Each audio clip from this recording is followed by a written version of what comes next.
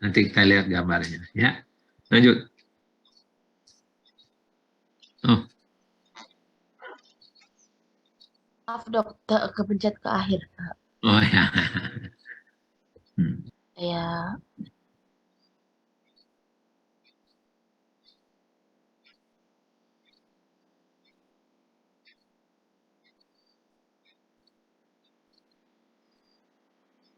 Ya, terus.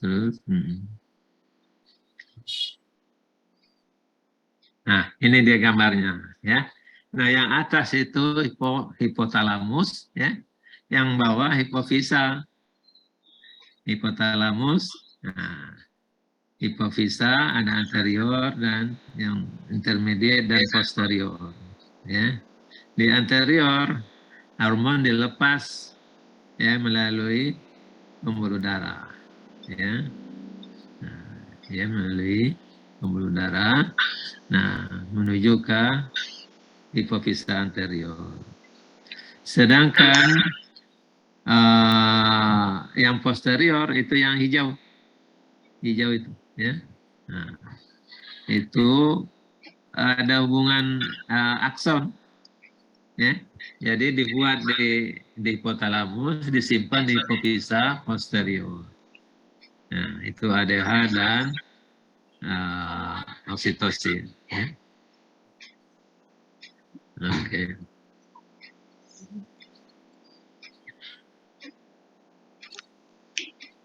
Oke, lanjut. Nah, ya. Ada growth hormone atau somatotropin. Nah, namanya macam-macam somatotropic hormone. Ya.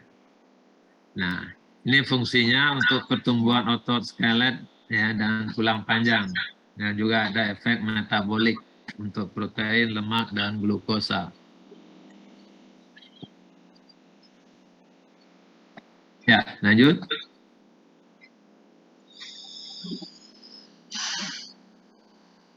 Nah, apa yang mempengaruhi atau merangsang dilepaskannya growth hormone? Ya, misalnya tidur yang dalam, ya, stimulator. Ya, tidur yang lelap itu menyebabkan growth hormone meningkat. Ya, sehingga orang yang tidur lelap menyebabkan dia pertumbuhannya lebih baik. Ya. Kadar gula darah yang rendah. Kemudian stres. Ya, stres fisikal, infeksi dan psychological stress ya.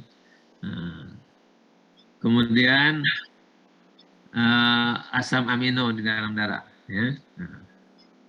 Itu menyebabkan growth hormone dirangsang sekresi. Nah, kemudian apa yang menghambat? Ada yang namanya REM sleep ya. Waktu tidur yang matanya bergerak itu menghambat sekresi. Nah, kemudian kadar gula darah yang tinggi ya. Nah, ini ya. Jadi untuk growth hormone atau hormon pertumbuhan ya, yang dibuat dan disekresi di hipofisa anterior. Nah, ini fungsi apa namanya? Ini yang merangsang dan menghambatnya. Nah, ya, fungsinya terutama tadi untuk pertumbuhan. Ya, lanjut. Nah, kita lihat di mana sekresi growth hormone ini paling banyak, yaitu tengah malam kalau kita tidur enak. Ya, tidurnya baik, maka terjadilah peningkatan sekresi growth hormone. Ya. Oke, lanjut.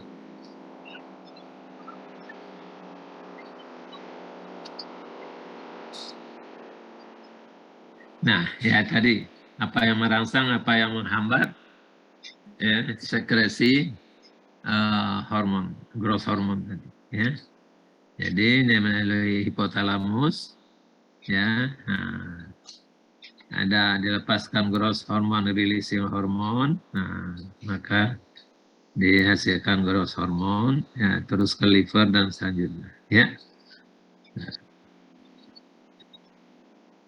Oke. Nah, tapi di sini ada pembatasan, tidak sewenang-wenang letaknya. Ada, kalau udah cukup di stop. Nah, ini istilah umpan balik negatif, ya. Ya, lanjut.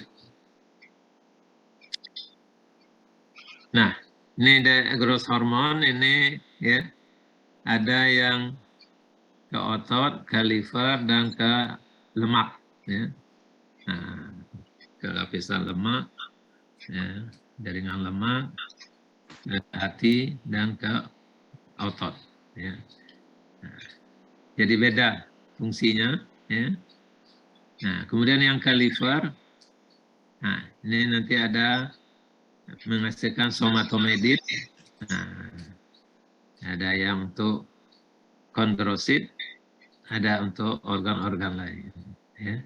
Nah, apa hasilnya? Itu ada sintesis protein, sintesis RNA, sintesis DNA, nah, meningkatkan jumlah sel dan besarnya, ya. Ukuran sel dan besarnya juga meningkat dengan adanya somatomedin. Ya. Mau join nggak? Jadi ini Mau terhadap ngerekod tulang dari dan jaringan lain, misalnya otot. Ya. Ya, ih sumpah aku baru Itu join. melalui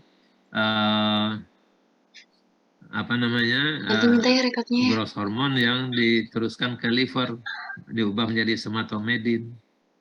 Kalau yang langsung ke Makasih otot sih, Mbak. saja, nah ini untuk metabolisme, ya, tapi juga menambah, ya, ada meningkatkan uptake asam amino misalnya, meningkatkan sintesis protein, ya, di otot. Nah, ya, jadi melalui langsung ke otot, melalui liver dan ke adiposa. Ya, adiposa itu lemak, ya. Nah, ya, jadi ini secara lengkap memperlihatkan bagaimana fungsi dari growth hormone, ya. Nah, growth hormone-nya di sini terlihat, ya. Jadi terhadap jaringan, otot, lemak dan liver. Nah, juga dari liver terhadap tulang dan organ-organ lain, ya. Jadi semua kena, ya, oleh growth hormone, semua sel kena, ya, ditingkatkan baik jumlah baik ukuran selnya. Ya, lanjut.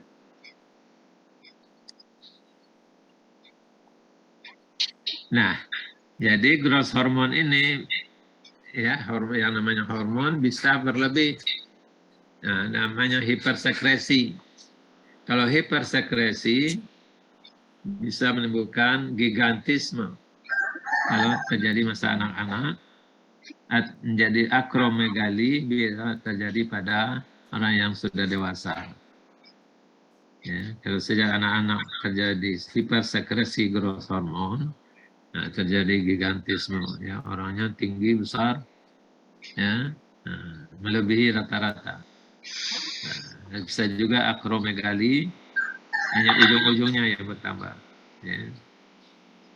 Sedangkan kalau ada defisiensi, ya, pada anak-anak, ya, itu akan menimbulkan dwarf, cebol, ya. Jadi pertumbuhannya terbatas, ya. Nah, tapi tidak bodoh, ya. Nah, ini ada artis-artis kita yang cebol gini, ya. Nah, ya, tidak bodoh. Kalau bodoh tidak bisa jadi artis dia, ya. Nah, sedangkan kalau bodoh penyebabnya lain, ya. Itu hormon tiroksin, ya. Kalau ini tidak bodoh, cuman pertumbuhan badannya tidak berkembang baik, ya. Ya, istilahnya cebol, ya. Nah, oke, lanjut. Nah, ini gigantisme, ya, jauh tinggi dari rata-rata yang normal, tapi proporsional, ya. Nah, lanjut. Nah, ini akromegali. ya, jadi panjang, tapi ujung-ujungnya panjang, ya, gitu. Akromegali, ya, jadi panjang-panjang, ya, tapi tingginya tidak terlalu. Kalau dia udah, karena tulangnya udah nggak bisa memanjang, jadi hanya di ujung-ujungnya saja, ya. Ini pada orang dewasa yang mengalami hipersekresi growth hormone. Ya, lanjut. Nah, selanjutnya prolaktin. Ya. Nah, ini prolaktin ini kita sebut juga lactogenic hormone, itu merangsang produksi ASI, air susu ibu. Nah, ya. Nah, jadi ini terutama pada ibu yang habis sedang melahirkan, ya, yang sedang melahirkan, air susu ibu banyak karena ada prolaktin. Ya. Ya, tapi bisa juga terjadi di luar melahirkan atau bukan karena hamil atau melahirkan. Prolaktin, peningkatan produksi prolaktin bisa menimbulkan penekanan terhadap produksi telur, ya. Jadi bisa tidak jadi tidak ada telur, tidak bisa hamil, ya, karena kelebihan prolaktin. Ya, lanjut. Kita jalan kucing. Nah,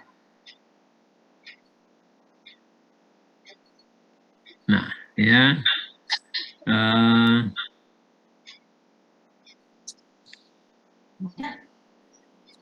nanti aja deh 20 krem-kreman udah ntar.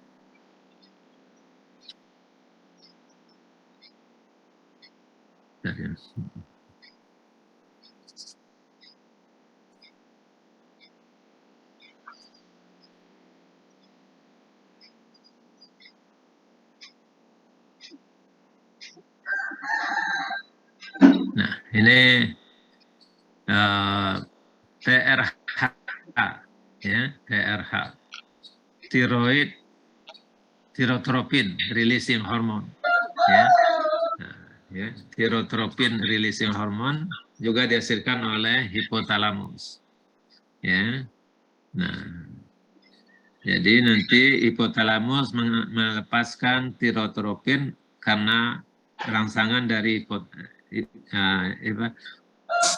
hipofisa melepaskan tirotropin karena dirangsang oleh hipotalamus, ya, melalui TRH, ya.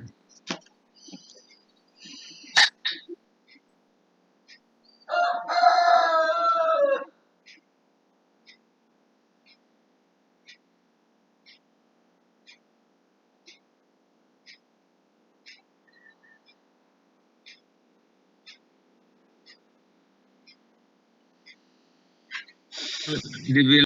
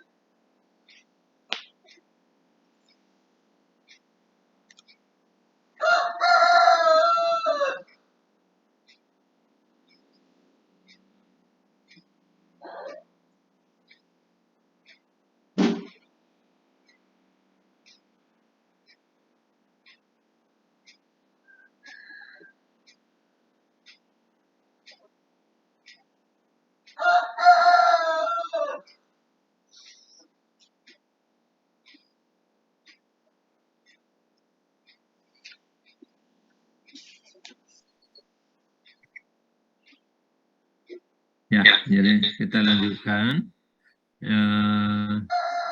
Jadi peran rangsang pada hipotalamus, ya, nah, yang menumbuhkan namanya pusat pengaturan suhu, ya, mempengaruhi pusat pengaturan suhu. Nah, kemudian bagian otak yang lain, fungsi-fungsi lain yang ke hipotalamus, ya. Nah, nanti yang ada hubungan dengan penglepasan TRH, ya. Nah, sehingga nanti dari TRH dilepaskan TSH, nah, thyroid stimulating hormone oleh hipofisa anterior, kemudian akan merangsang kelenjar tiroid. Nah, ya, ini kelenjar tiroid yang dia, ya. Dari tiroid dihasilkan tiroksin dan triodotirionin, namanya T3 dan T4. Ini berperan dalam metabolisme dalam tubuh kita. Nah, ya.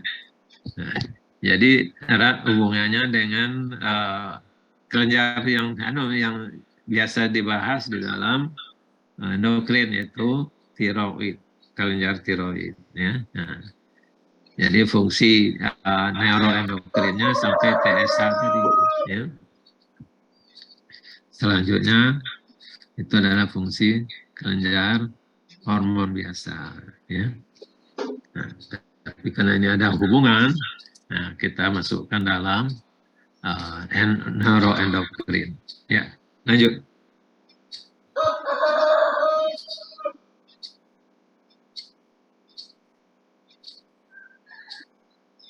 Nih, sama, ya.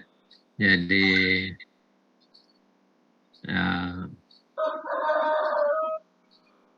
ya. Ini lanjutannya dari hipotalamus ke hipofisa anterior ke kelenjar tiroid, ya. Jadi ada umpan baliknya, ya.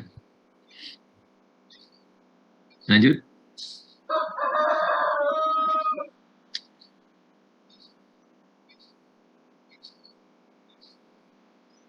Nah, ya, kelenjar adrenal, ya. Nah, ini di medula adrenal menghasilkan epinefrin. Ini untuk merangsang, sifatnya merangsang, ya, adrenalin. Nah, ya, untuk kardiovaskular, pulmoner, dan berbagai proses metabolisme. Nah, sisi samping itu nanti ada yang namanya kortisol. Ya, kortisol bersama dengan epinefrin menyebabkan aktivitas respon terhadap stres. Nah, nanti kita ulangi ketika bicarakan ada poros antara hipotalamus dengan adrenal. Ya. Ada poros hipotalamus ke hipofisa dan adrenal. Ya. Jadi pada sifatnya untuk menghadapi stres, nah, di mana kortisol dan epinefrin sangat berperan. Ya, itu kita ulang, ya. Ini barang yang sama kita ulang. Ya, lanjut. Nah, ya, ini kelenjar adrenal, ada medula, ada korteks.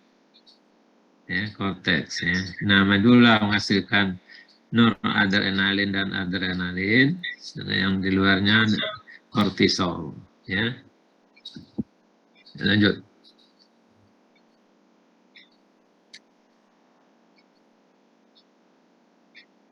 Nah, kita ulangi lagi hipotalamus, ya. Fungsi regulasi yang penting dan ekstensif pada susunan saraf otonom. Nah, ya. Jadi susunan saraf otonom bagian dorsal itu mempengaruhi feeding behavior, ya, nafsu makan, kebiasaan makan seseorang. Ya. Kemudian peningkatan tekanan darah, ya, mempengaruhi motilitas intestinal, intestinal blood supply, dan lain-lain. Ya, jadi aliran darah ke intestinal. Yang bagian ventral hypothalamus untuk defense behavior, ya, fight or flight. Nah, ini yang berhubungan dengan tadi simpatis, ya, adrenalin dan kortisol, ya. Oke, lanjut.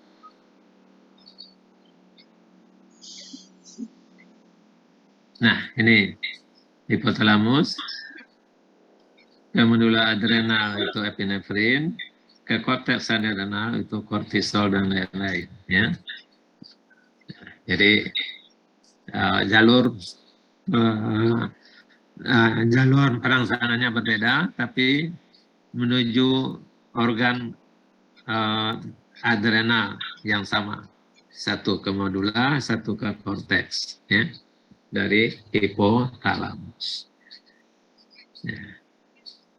Ini yang dimasukkan nanti golongan aksis, ya, hipotalamus, hipofisa, adrenal. Oke, lanjut.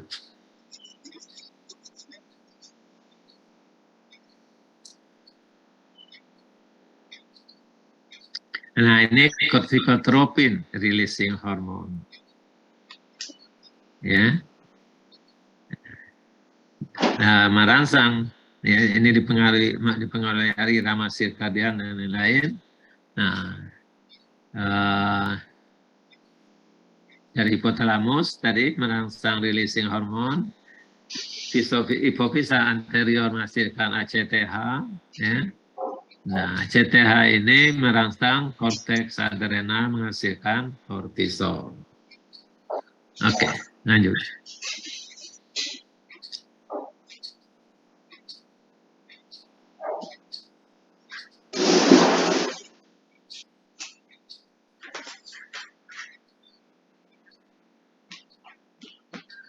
Ya, ini gambar yang mirip, ya. Nah, hipotalamus, hipofisa anterior, adrenal, ya. Nah, ini yang korteksnya, ya. Ya, lanjut.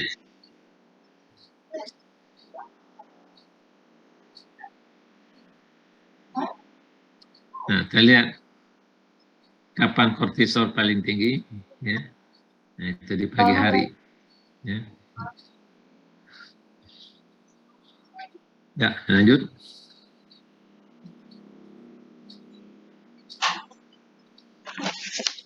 Nah, ini stres yang menyebabkan terjadi sekresi kortisol. Bisa physical stress, ya, physical stress itu misalnya hipoglikemi, trauma. Ya.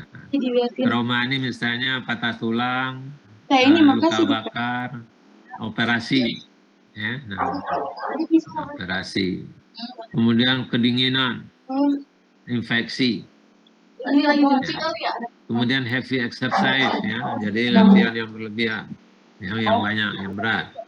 Itu adalah physical stress. Nah, ini akan meningkatkan kortisol. Kemudian psychological stress, ya, anxiety, ya, kecemasan, ketakutan, ya. Nah, ada yang akut, ada yang kronik, ya. Ada yang tiap hari orang ketakutan, tiap hari stres. Nah, ini akan menyebabkan sekresi kortisolnya meningkat terus-menerus setiap hari. Ya, kalau yang kronik, ya. Nah, kalau yang akut, ya hanya saat stres saja. Kalau yang kronik itu karena berlangsung terus-menerus, maka kortisolnya juga akan dirangsang dihasilkan terus-menerus. Ya. Nah, ini nanti akan kita bahas apa akibatnya. Ya. Lanjut.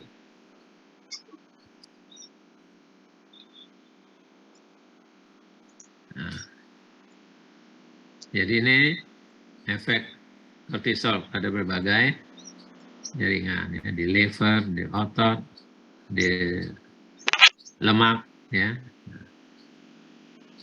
Ya, nanti silakan baca, nanti, ya, dihafalkan, karena ini penting, ya.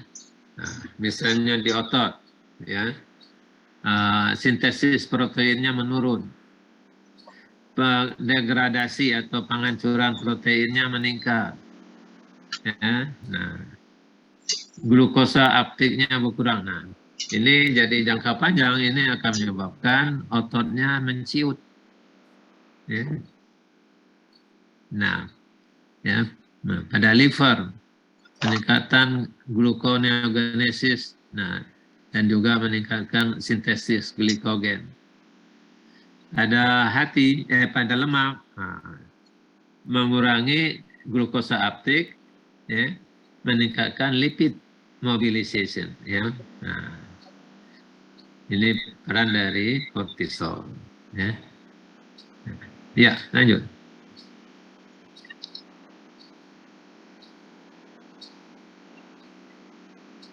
Nah, gimana pengaruhnya pada kardiovaskuler, ya? Nah, epinefrin, ya. Nah, ya. Itu cardiac output meningkat, ya. Denyut jantung meningkat, kontraksi jantung meningkat. Nah, kemudian vasodilatasi pada muscle spin atau otot rangka, ya. Nah, vasokonstriksi pada organ-organ yang tidak bekerja, yang lagi tidak bekerja, ya, internal organ, ya, kulit sama gastrointestinal terutama, ya, tidak kerja, ya, jadi vasokonstriksi, jadi darah dialirkan ke otot yang aktif. Nah, efek yang lain, smooth muscle, otot polos relaksasi di lambung, di gastrointestinal, ya, di urinary tract, ya, bladder dan sebagainya, ya. Dan juga di saluran napas, dan meningkatkan kesiagaan terhadap metabolisme, ya. Nah, terjadi glikogenolisis. Nah, jadi glikogen dipecah menjadi glukosa untuk persiapan dipakai oleh aktivitas. Lipolisis. Nah, jadi lemak juga dipecah untuk aktivitas, ya, karena aktivitas yang meningkat, ya. Nah, berkurangnya sekresi insulin karena glukosa akan dipakai, ya. Dan meningkat glukagon untuk mensupport peningkatan glukosa di darah, ya. Oke. Dan apa namanya, reseptor pada jaringan, ya, pada sel-sel jaringan tertentu, ya. Misalnya lemak, ya, ada jaringan lemak bisa alfa 1, bisa beta 1. Di liver juga ada alfa 1, beta 1.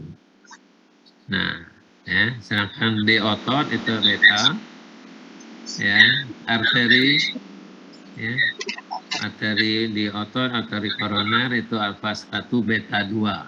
Nah, ya, beda antara beta 1 dengan beta 2 itu beda. Alfa 1 dan alfa 2 itu beda, ya. Nah, sehingga pengaruhnya beda, ya.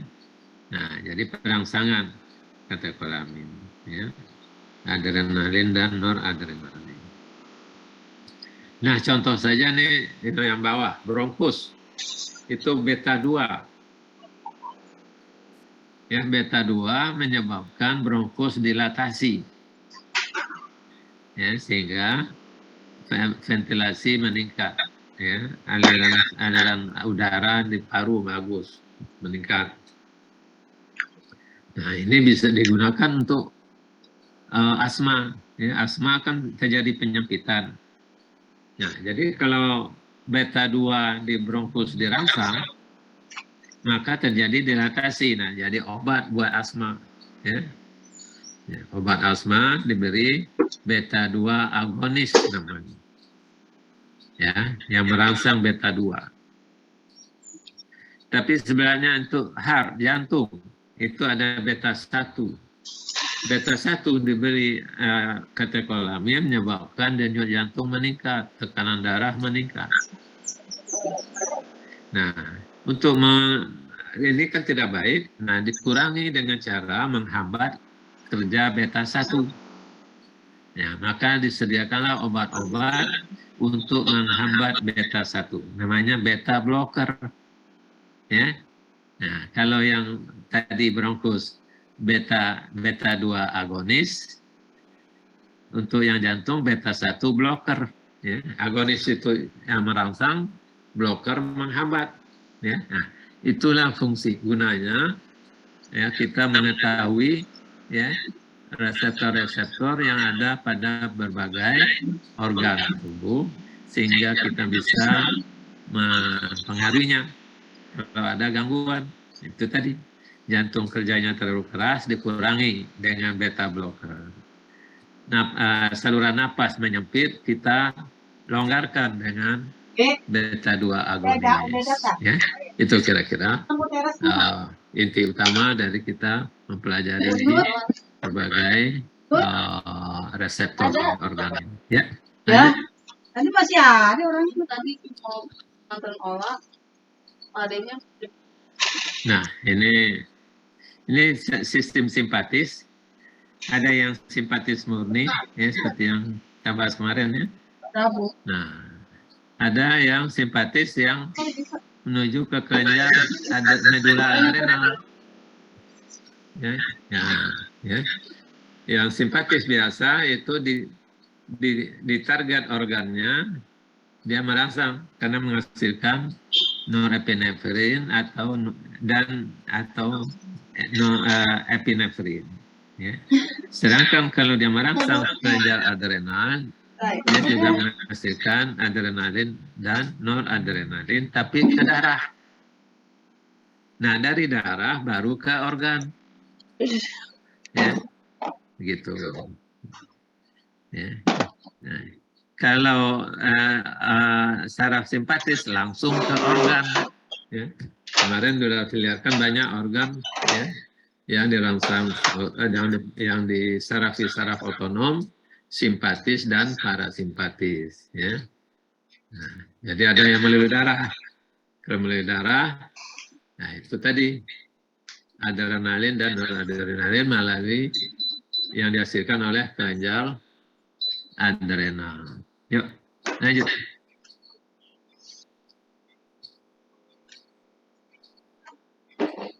Ya, ini penjelasan yang tadi aja ya. Jadi epinefrin ini bisa mempengaruhi otot, liver dan lemak ya. Ya, lanjut.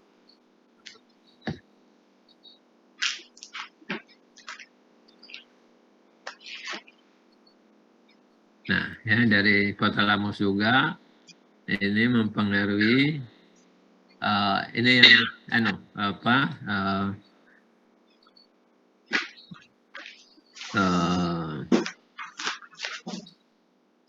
ya, yang mempengaruhi LH dan FSH ya di hipofisa anterior ya.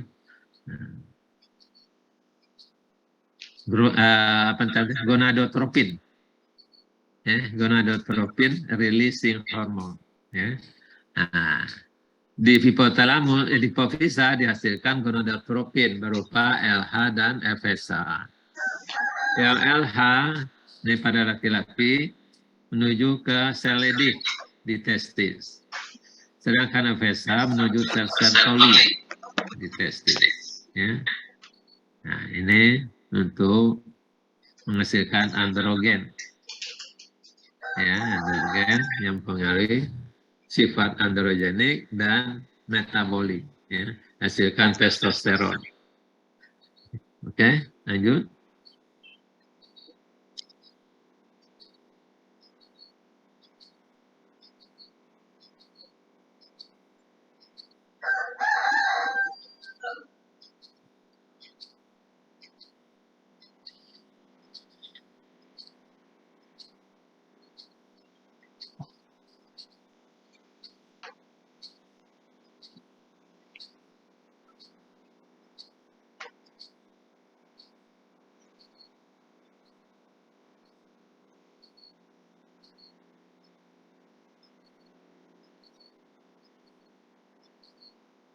kelenjar pineal dan irama sirkadian.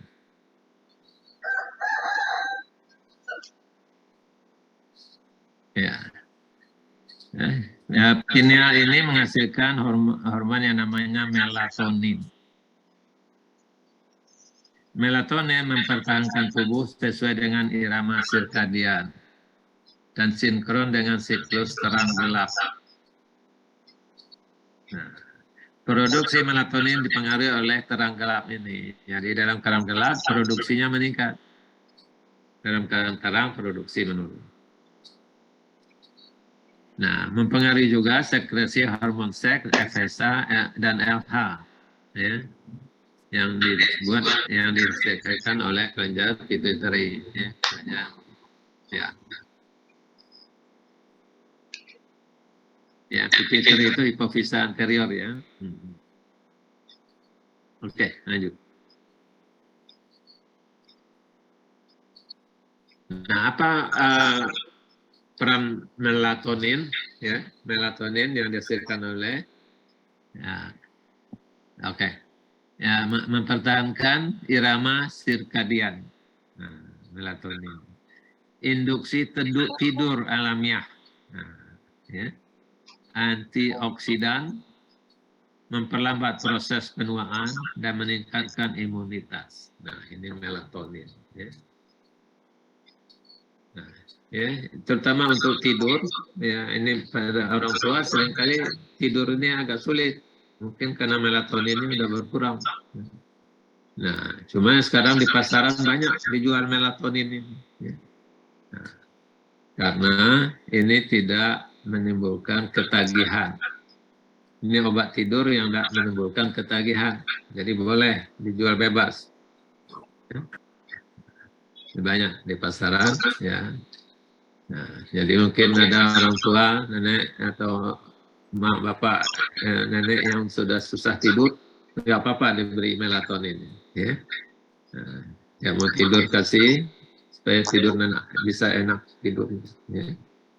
Nah, dan ini tidak menimbulkan ketagihan dan tidak termasuk golongan narkoba, ya. Jadi boleh. Dan juga ini bisa memperlambat proses penuaan, ya. Nah, dan meningkatkan imunitas, ya. Oke, lanjut. Nah, ini ada yang tadi saya sebut-sebut HPA aksis, hipotalamus pituitary, ya, aksis, nah, atau HPH.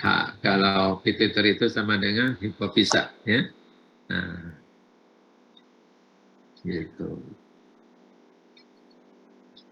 Jadi itu adrenal, ya. Adrenal itu ada medula, ada korteks. Ya.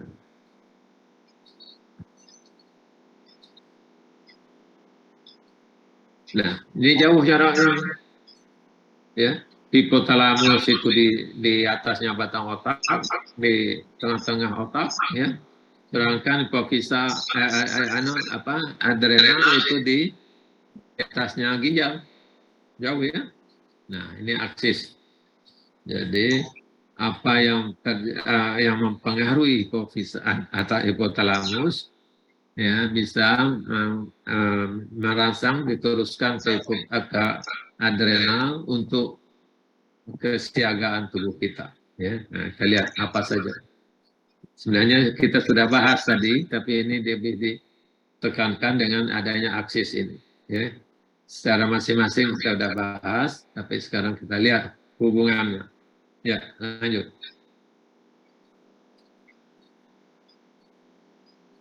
Ya, ya, fungsi utamanya meliputi reaksi tubuh terhadap stres. Nah, stres, ya.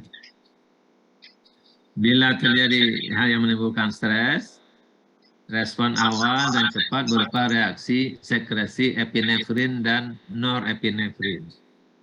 Ya, denyut jantung meningkat. Nah, ya, di mana dihasilkan epinefrin dan norepinefrin? Di medula adrenal. Ya, denyut jantung meningkat. Ya, nah, stres. Kita tadi udah meliput macam-macam stres. Nah, semuanya stres itu menghasilkan peningkatan denyut jantung karena sekresi epinefrin dan norepinefrin. Lanjut. Simpatis ya, rangsang simpatis hubungannya. Nah, bagaimana regulasi stres, ya, respon stres terhadap stres. Nah, jumlah neurotransmitter di otak bekerja sama menimbulkan fenomena tingkah laku, endokrin, otonom, dan respon imun. Nah, itu apa namanya? Neurotransmitter atau disebut juga hormon, ya. Tapi semua adalah neurotransmitter juga. Nah, kortikotropin releasing hormon tadi, ya. Nah, arginin, vasopresin, ya. Peptida opioid, dopamin, dan norepinefrin. Ini semua kita golongkan dalam neurotransmitter, ya. Nah, ini berperan dalam menanggulangi stres. Oke, lanjut.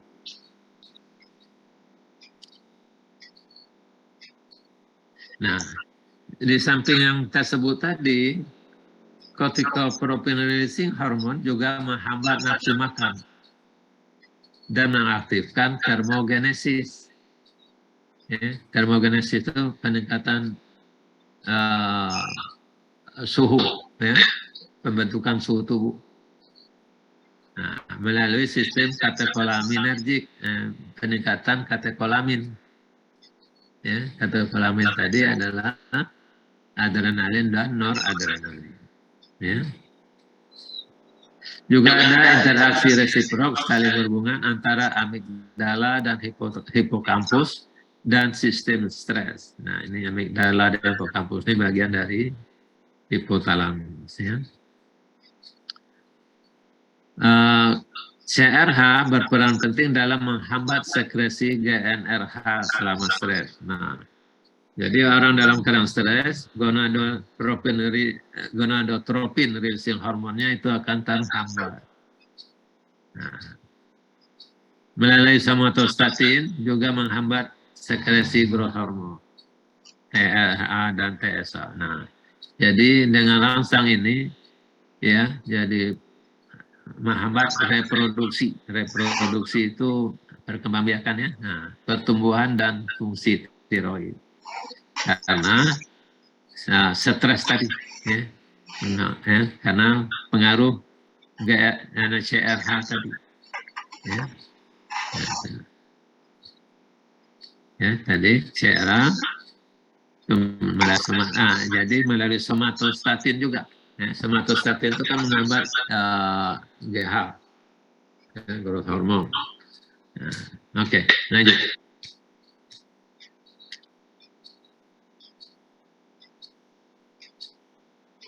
Nah, jadi bagaimana gangguan? Ya, kalau HPA aksis ini terganggu, ya.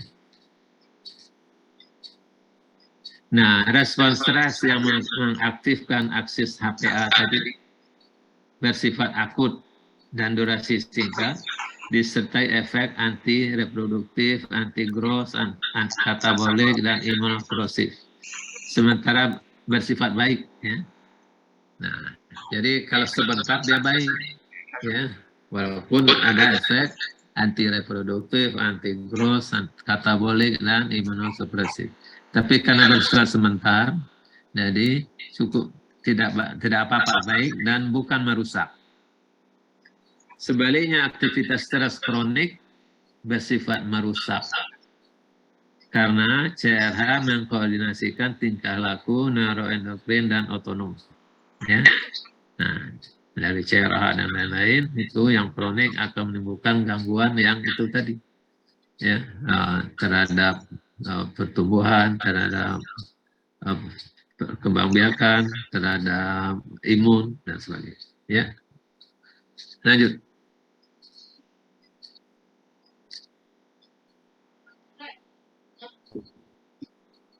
Nah, HP aksis ini bermanfaat membantu mengatasi stres, tetapi tidak menguntungkan pada stres yang terus berulang. Ya. Nah, jadi nanti kalian sebagai dokter itu paling banyak keluhan masalah stres ini dalam praktek sehari-hari. Ya. Nah, cuma kalau rasanya sekali-sekali sebentar itu oke, tidak apa-apa. Tapi kalau stres yang berkepanjangan, nah ini akan merusak seluruh sistem tubuh kita. Ya, dengan berbagai jalur. Melalui berbagai jalur, stres ini akan merusak tubuh kita. Ya.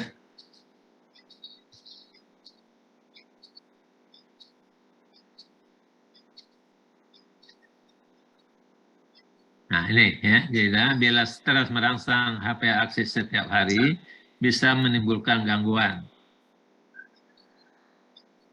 Nah, individu dengan kortisol level yang tinggi bisa menekan respons sistem imun,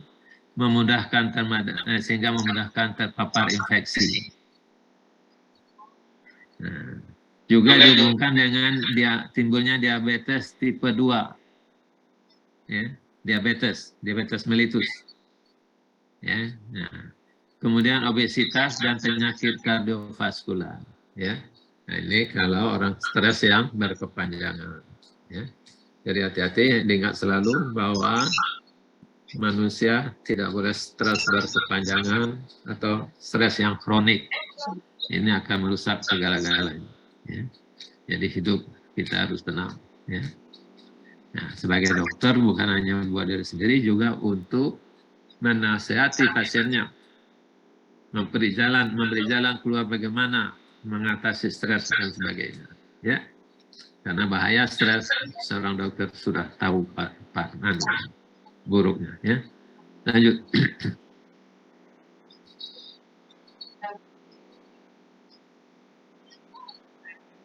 Nah, kortisol yang tinggi juga mengganggu memori, ya, memori, kognisi, dan pada level kortisol yang tinggi gangguan mood, ya, mood, bisa terjadi depresi dan sebagainya.